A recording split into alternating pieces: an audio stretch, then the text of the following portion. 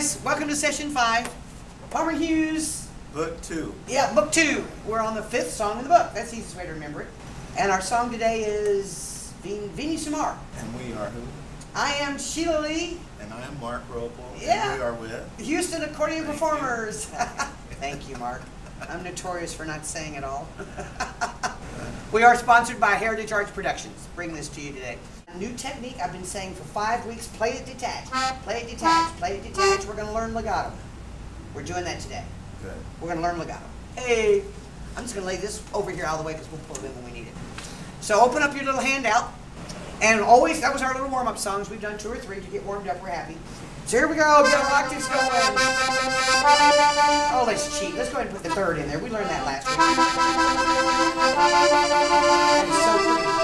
Now roll it. I'm on G now.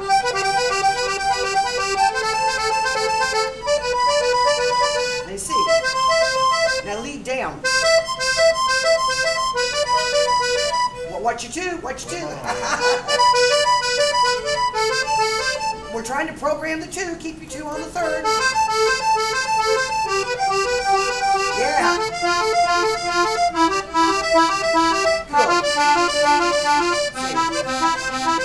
Cool. Cool. That's hard. Now, if we go ahead and do the other note, that 2 will behave itself. So there's really 3 notes we're going to play when we do this little exercise. So here's the easiest way to remember it. Every other note.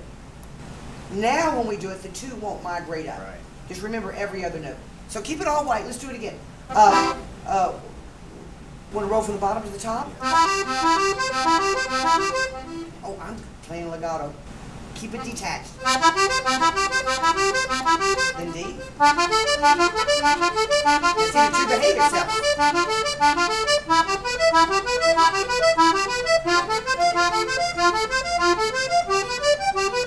Cool. Is your thumb on A right now? Yes. Remember this. We're going to need it later. That's A. Just remember that. Every other. Then B. Then C. Now can we come down block?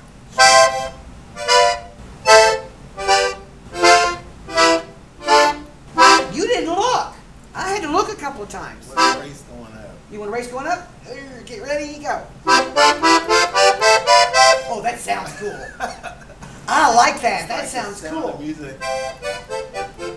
Oh yeah, there you go. Do, re, do. That's how I learned the letters backwards. Do, si, do, ti, la, so, fa, mi, re, do.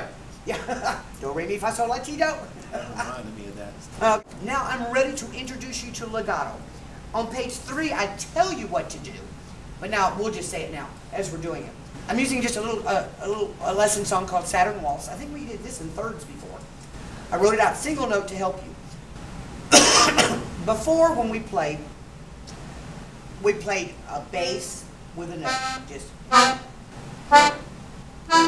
And the whole purpose of that was to keep your left hand short. Now, the bass is going to stay the same. In reality, it's like a bass, rest, rest, like there's a rest in between. Now we're going to play through that rest. So if I play just the first 4 notes in the right hand, it's going to go. I'm going to hold it. That's why I have those arrows there. Just that long. Now I can still lift between the notes. You still hear a lift, but I've held beyond the value of the left hand. That's why in the left hand I wrote it out as an 8th note followed by an 8th note rest. And no, we don't know 8th notes yet, but it's just half the count. In other words, just half the value of a quarter note. So in slow motion, you'll go bass. This note's still going.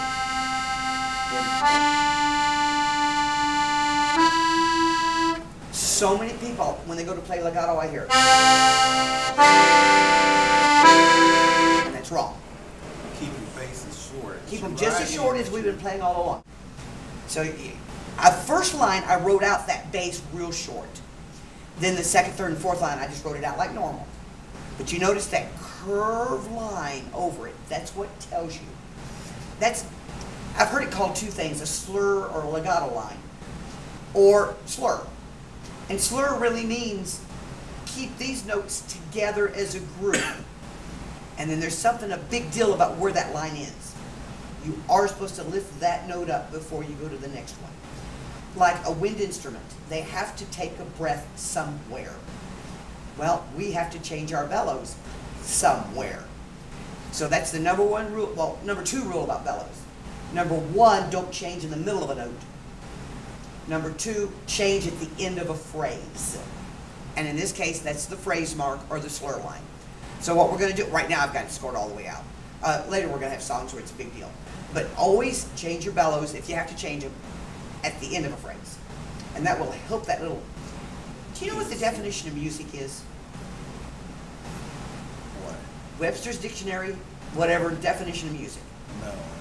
It's the combination of sound and silence in a rhythmic pattern. Silence means as much to a song as the note. Now we're getting into that area where we're creating silence by completely coming to a dead nothing at the end of a phrase. Because if I'm playing this real slow, I'm going bass, chord. I'm going to lift this note as soon as I lift the chord.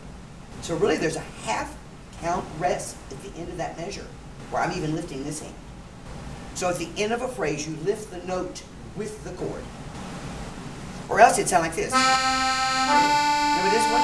This one kept going.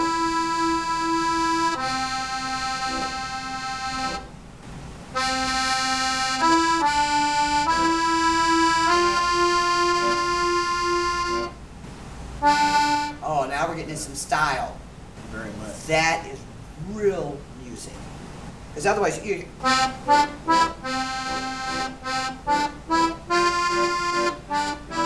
A wind-up music box can do that. Putting some feeling behind what you're playing, to me, is what this is adding. It's It's putting that silence in there, and people don't realize how important silence is to making music, not just punching keys. Anybody can punch a key. We want music. Yes. So here we go. We're going to play the whole thing extremely slow, and the name of the game is to hold that note to its limit, but not the bass. There's another little element, and I'm going to say something here right now because everybody does it. Bass, chord, chord, bass, chord. Later on, when you're accomplished at doing the two hands, we will introduce the fact that you'll stress the bass longer, so that when you're doing a beautiful waltz, you do want a little longer bass. But we don't want that interfering with our counting now. Okay, so here we go. All short. Just that slow. Well, let's do two lines that slow. Okay, ready, go.